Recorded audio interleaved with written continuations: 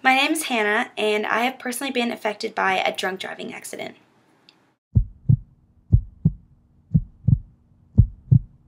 It was my junior year of high school, and I was at a friend's birthday party.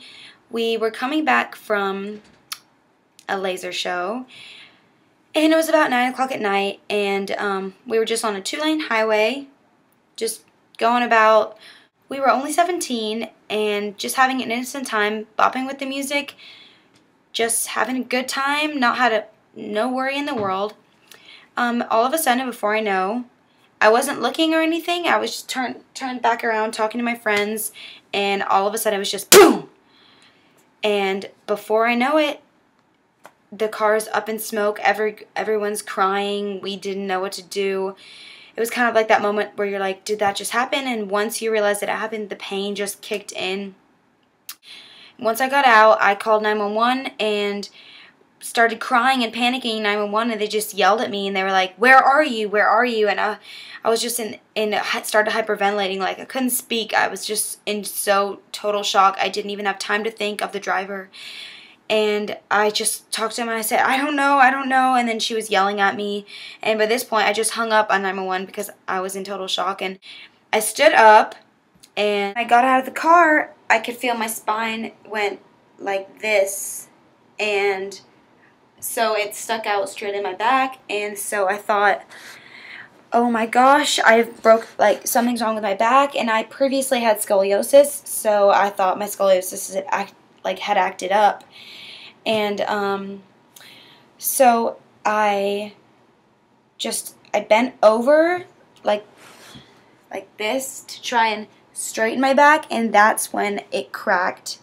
And that's when the pain hit me like a bomb, and I couldn't breathe. I couldn't think. I just went to the side of the highway, and it's just I couldn't think. At this point, it's kind of all a blur just because of the pain was overwhelming. I rushed to the emergency room. They cut off all my clothes. They evaluated me. And then the doctor came back and told me that I needed emergency surgery in the morning. So that next day, I got spinal fusion procedure done, which is about an 8-hour surgery where they insert 2 rods in your spine and 4 screws. It looks like an H.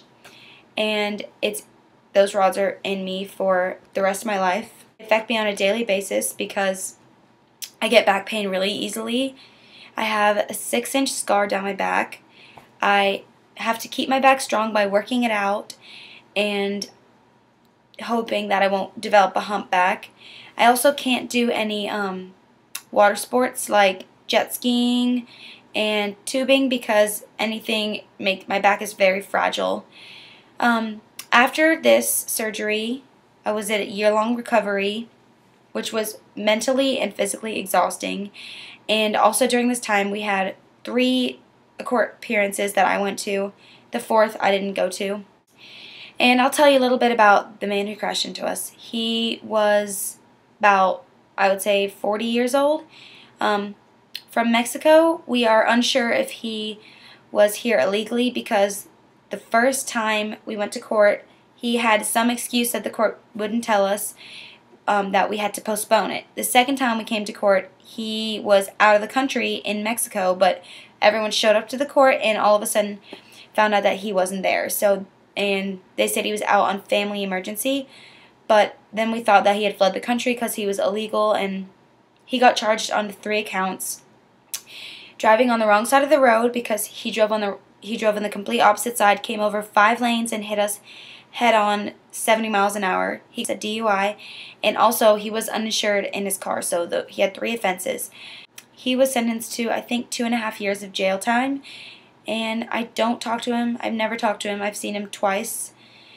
He probably hasn't changed his ways because that's the kind of person that he was from what the judge told us. He had a few previous records, and although he affected me because of his actions that night, even though I wanted him to be punished because I am being punished for the rest of my life, I don't know if I wanted to send him to jail because I just wanted a real apology out of him, which I never got. I don't hold a grudge against him because it made me a stronger person. It taught me a lesson, It taught me to teach people not to drink and drive, because it may not affect you. You may think you're sober enough to drive, but he thought that too, and he affected girls who were completely innocent.